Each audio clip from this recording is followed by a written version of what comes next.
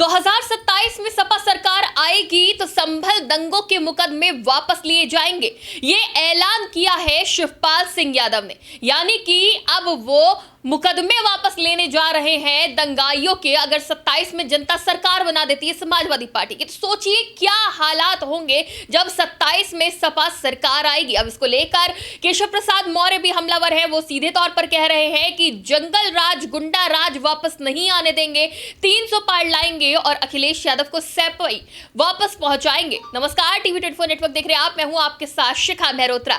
तो अभी तक भारतीय जनता पार्टी पर अपने नेताओं के मुकदमे वापस लेने का आरोप लगाने वाली समाजवादी पार्टी अब ये दम भर रही है कि 27 में सरकार आती है तो संभल दंगों में जो मुकदमे दर्ज हुए हैं वो अब वापस लिए जाएंगे। तो पुलिस पर पत्थर बरसाने वाले, जो उपद्रव करने वाले हैं, उनके मुकदमे वापस लिए जाएंगे। ये खुला ऐलान शिवपाल सिंह यादव ने, जो कि सपा के वरिष्ठ नेता है, उनकी तरफ से किया गया है। ऐसे में राजनीति तेज है, तो किस तरह की राजनीति कर रही है समाजवादी पार्टी, इसी पर बात करने के लिए हमारे साथ टीवी 24 नेटवर्क के पॉलिटिकल एडिटर अजय सिन्हा है, उन्हीं से ही जानते हैं। तो शिवपाल यादव का एक बड़ा बयान सामने आता है। वो सीधे तौर पर कहते हैं कि हमारी सरकार आएगी तो दंगाइयों के, जो संभल के दंगाई हैं, उनका मुकदमा वापस लिया जाएगा।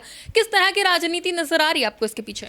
देखिए, इससे पहले शिवपाल सिंह यादव का एक बयान आता है कि जो एनकाउंटर्स उत्तर प्रदेश के अंदर हुए हैं सबकी जांच करवाई जाएगी और जो पुलिसकर्मी इसमें शामिल रहे हैं सबको जेल भेजने का कार्य किया जाएगा। सीधे तौर पर शिवपाल सिंह यादव हों, चाहे वो समाजवादी पार्टी हो, वो एक बड़े वोट बैंक को अपनी तरफ रिझाने की कोशिश कर रही है संभल दंगे का नाम लेके। कहा जा रहा है कि संभल दंगे के जो आरोपी हैं उन सबके मुकदमे वापस होंगे।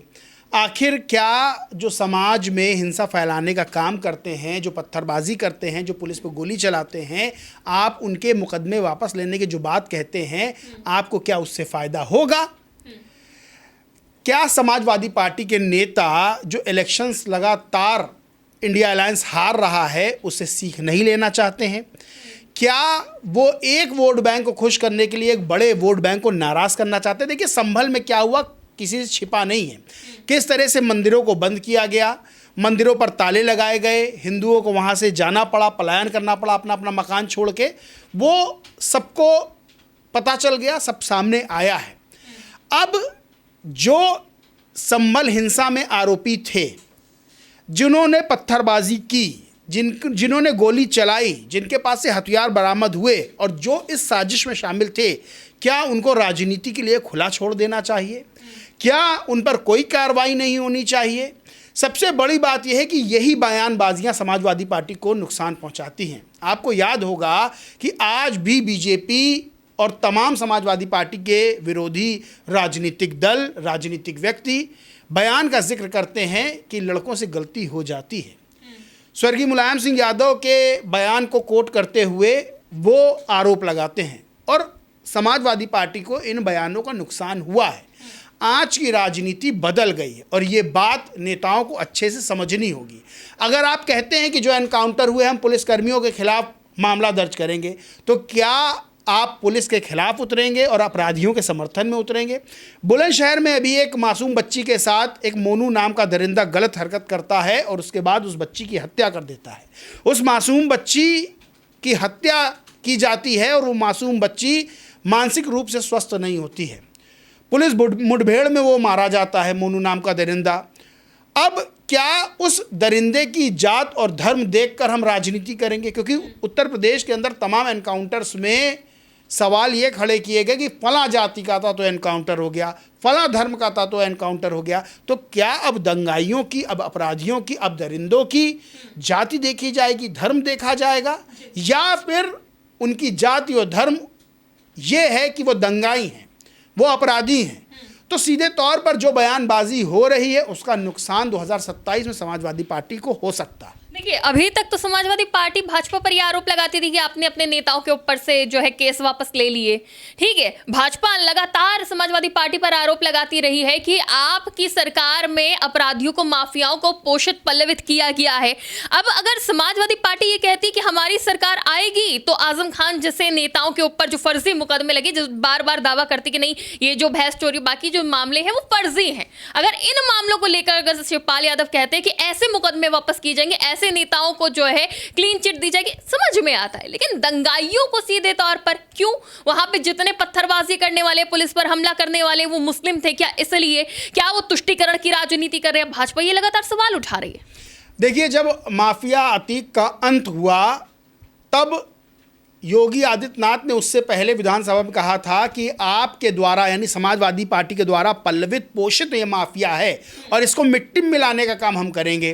फोटो एक सामने लाई जाती है जिसमें मुलायम सिंह यादव अतीक अहमद के कुत्ते का जो हाथ है वो अपने हाथ में लिए हुए हैं। अब इसको लेकर भारतीय जनता पार्टी आरोप लगाती है कि ये जो माफिया था ये आपके संरक्षण में पला और बढ़ा।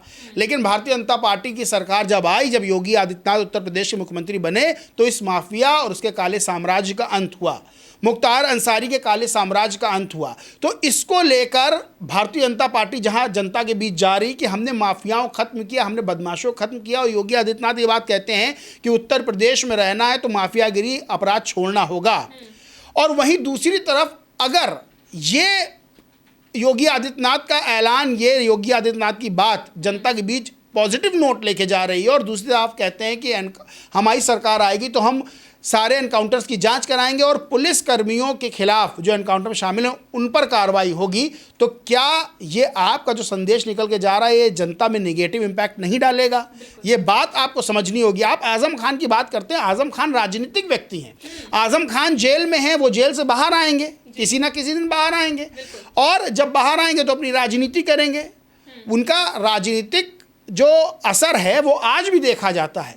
लेकिन आप कहें कि हम दंगाइयों के और अपराधियों की बात उठाएंगे, उनके पक्ष में खड़े, तो फिर जनता ये डिसाइड करेगी, और 2027 में जनता क्या डिसाइड करेगी ये तो सामने आएगा। लेकिन उससे पहले 2022 में और 2017 में जनता डिसाइड करके बता चुकी है कि राजनीति अब की बदल चुकी है। आप जब इस तरह की बयानबाजी करते हैं तो ये आपको ही नुकसान करेगा। बिल्कुल। और अब केशव प्रसाद मौर्य कह रहे हैं कि अब जो है अपराध, माफिया, दंगाई ये सब नहीं चलेगा, 27 में फिर से भाजपा की सरकार आएगी, इस बार 300 पार होगा। और अखिलेश यादव के लिए कहते हैं कि जो सपा प्रमुख है उनको साइकिल पर बैठाकर सैफई वापस भेजा जाएगा।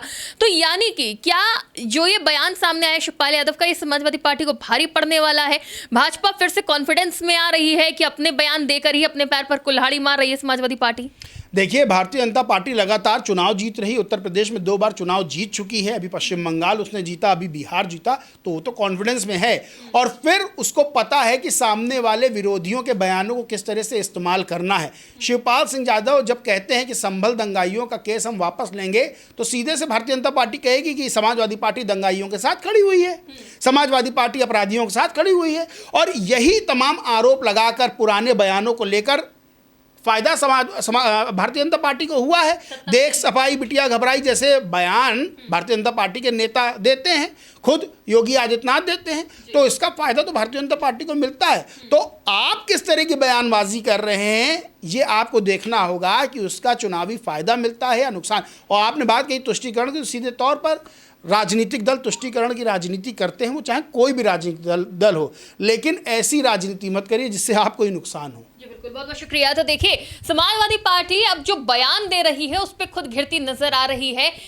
जो संभल दंगों का जिक्र किया है कि उसमें जो मुकदमे दर्ज हैं उसे वापस लिया जाएगा अगर 2027 में सपा की सरकार आती है। तो जिन आरोपों को लेकर समाजवादी पार्टी सत्ता से गई थी, जो भारतीय जनता पार्टी के लिए प्लस पॉइंट साबित हुआ था, अब सपा वैसे ही बयान दे रही है। तो आप सोच सकते हैं कि इसका चुनाव पर क्या असर पड़ेगा। फिलहाल इस पूरे मामले पर आपकी क्या राय है, हमें कमेंट बॉक्स में जरूर बताइएगा। फिलहाल के लिए इतना ही, देखते रहिए TV24 नेटवर्क।